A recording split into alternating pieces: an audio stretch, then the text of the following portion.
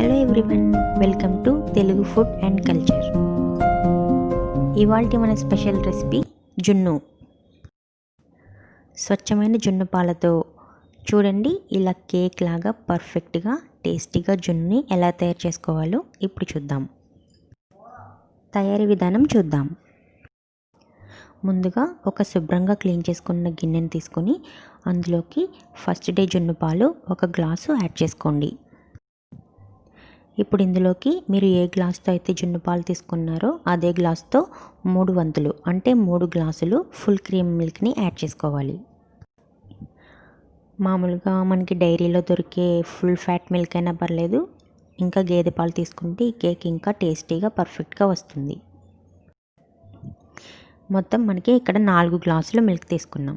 ఇందులోకి 3/4 గ్లాస్ వరకు బెల్లం యాడ్ చేసుకోండి. బెల్లం సన్నగా తరిగి తీసుకుంటే ఈ పాలల్లో త్వరగా కరిగిపోతుంది. ఇప్పుడు ఒకసారి ఈ బెల్లం అంతా బాగా కరిగేటట్టు ఇలా చేతితోటి మిక్స్ చేసుకోండి. ఈ బెల్లం కొంచెం ఉండలుగా ఉంటే ఇలా వేళ్ళతో పిసుకుతూ కరగబెట్టుకుంటే మనకి త్వరగా కరిగిపోతుంది. ఒక స్పూన్తో ఇలా కంటిన్యూస్గా స్టిర్ చేస్తూ ఉంటే మనకి బెల్లం అనేది పాలల్లో త్వరగా కలిసిపోతుంది అన్నమాట. ఇప్పుడు ఇందులోకి ఒక 1/2 టీ స్పూన్ దాకా మిరియాల పొడిని యాడ్ చేసుకోండి. అలాగే ఒక 1/2 టీ స్పూన్ ఇలాచీ అండ్ షుగర్ కలిపి చేసుకున్న పౌడర్ని యాడ్ చేసుకోండి. తర్వాత ఈ పౌడర్స్ కూడా ఈ మిల్క్లో బాగా కలిసేటట్టు ఒకసారి స్పూన్తో బాగా మిక్స్ చేసుకోండి. ఇలా కలుపుకున్న తర్వాత ఈ పాల గిన్నెని ఒక పక్కన పెట్టుకోండి. ఇప్పుడు మనం జున్నుని ఉడికించుకోవడానికి ఒక ఇడ్లీ పాత్ర కానీ ఒక ప్రెషర్ కుక్కర్ కానీ తీసుకోండి. నేను ఇక్కడ ఇడ్లీ కుక్కర్ తీసుకున్నాను.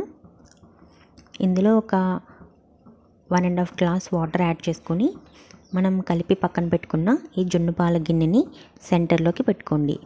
మీకు ఏదైనా స్టాండ్ అవైలబుల్గా ఉంటే స్టాండ్ కూడా పెట్టుకోవచ్చు. గిన్నె కదలకుండా స్టేబుల్గా ఉంటుంది.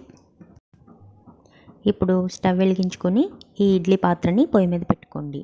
మంటని హై ఫ్లేమ్లో పెట్టుకొని ఒక 2-3 మినిట్స్ వాటర్ హీట్ అయ్యే వరకు హీట్ అవ్వనివ్వాలి.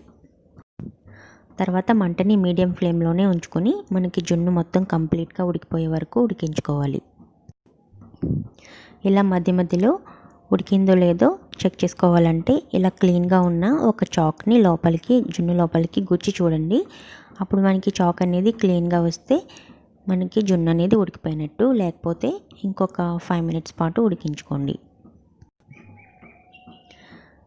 ఒక 5 మినిట్స్ తర్వాత చూడండి, మనకి చాక్ ఇలా గుచ్చినప్పుడు మనకి క్లీన్గా వచ్చేసింది.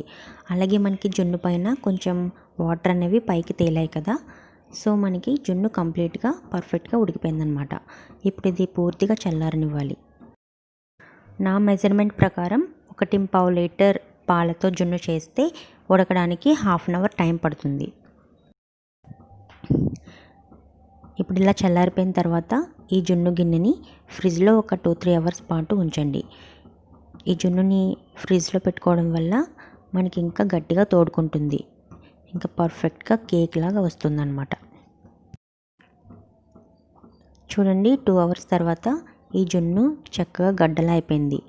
ఇప్పుడు ఒక చాక్ తీసుకొని ఈ అంచుల వెంట ఈ విధంగా చుట్టూ కట్ చేసుకుంటూ రండి. మొత్తం ఇలా బాగా కట్ చేసుకున్న తర్వాత పైన ఒక ప్లేట్ తీసుకొని ఈ గిన్నెని ఆ ప్లేట్లోకి బోర్లించి ఒకసారి ట్యాప్ చేసినట్టయితే మనకి జున్ను పర్ఫెక్ట్గా ప్లేట్లోకి వచ్చేస్తుంది. చూసారా ఎంత పర్ఫెక్ట్గా వచ్చిందో? ఈ క్రెడిట్ అంతా కూడా ఈ స్వచ్ఛమైన జున్ను పాలదన్నమాట. మనకి స్వచ్ఛమైన జున్ను పాలతో చేసిన టేస్ట్ కానీ ఆ టెక్స్చర్ కానీ ఏ ఇన్స్టంట్ మిక్సెస్ జున్నుల్లోనూ మనకి కనిపించదండి. సో మీకు జున్ను పాలు దొరికినప్పుడు ఇదే పద్ధతిలో ట్రై చేసి మీకు ఎలా వచ్చిందో నాకు కామెంట్ సెక్షన్లో తెలియచేయండి. మీకు ఈ వీడియో నచ్చితే తప్పకుండా లైక్ చేయండి, షేర్ చేయండి. మరిన్ని టేస్టీ వంటల కోసం తెలుగు ఫుడ్ కల్చర్ ఛానల్కి సబ్స్క్రైబ్ చేసుకుని పక్కనే ఉన్న బెల్ ఐకాన్ ప్రెస్ చేయండి. Thank you for watching.